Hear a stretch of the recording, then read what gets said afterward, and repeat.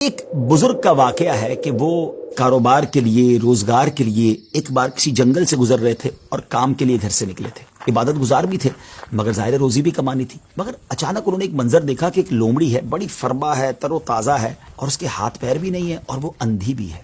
اب حیران ہو گئے کہ اس کے پاس تو نہ ہاتھ پیر ہیں، نہ آنکھیں ہیں، نہ دیکھ سکتی ہے، نہ چل پھر سکتی ہے، تو یہ کھاتی کیسے؟ اس کے کھانے کا انتظام کیسے ہوتا ہوگا؟ اسی شش و پنج میں تھے. آپ بیٹھ گئے. اچانک آپ نے دیکھا کہ زمین شک ہوئی اور دو پیالے نکلے، ایک شہد کا اور ایک دودھ کا.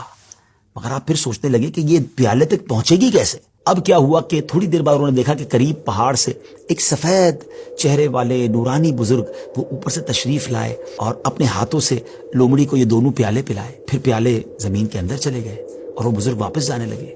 تو یہ جو عبادت گزار شخص تھے، بزرگ تھے، یہ دوڑے اور جا کر ان کا دامن تھام لیا کہ حضور آپ تعارف تو کروائیں، آپ کون ہیں اور آپ کیوں یہ آئے تھے اس لومڑی کو یہ کھانا کھلانے؟ تو انہوں نے کہا کہ میں اللہ کے فرشتوں میں سے ایک فرشتہ ہوں اور میری ایک ڈیوٹی ہے کہ میں صبح و شام یہاں پر آؤں اور اس لومڑی کو اپنے ہاتھوں سے جو غذا ہے وہ کھلاؤں. ان بزرگ کی تو جس کو کہنا کہ طبیعت ہی چینج ہو گئی کہ جو رب اس لومڑی کو اس حالت میں بھی روزانہ رزق دے سکتا ہے تو وہ تو مجھے بھی رزق دے گا. مجھے کیا ضرورت ہے کام کاج کے لیے تکلیف اٹھانے کی؟ آپ جنگل میں چلے گئے اور اللہ کی عبادت میں مصروف ہو گئے. کئی دن عبادت کی، 7 دن ہو گئے مگر کچھ کھانے کو نہ ملا.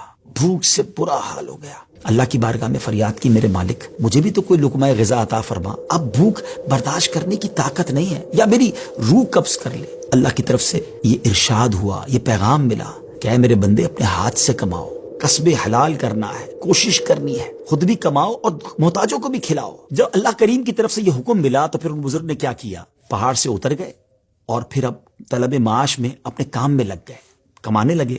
آدھا خود کھاتے، آدھا محتاجوں میں تقسیم کرتے. اس واقعے سے سیکھنے کو یہ ملا کہ یہ دنیا عالم اسباب ہے.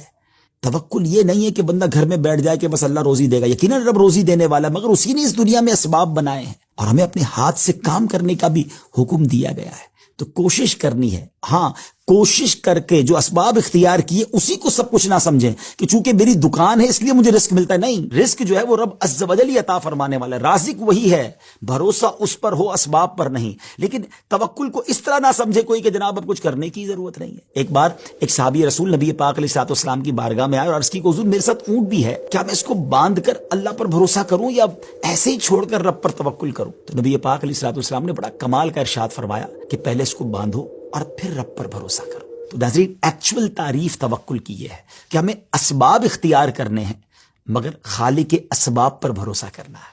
تو امید ہے کہ بہت ساری باتیں سمجھ آ گئی ہوگی. وہ رب سب کو رزق دیتا ہے، وہ ہمیں بھی دے گا.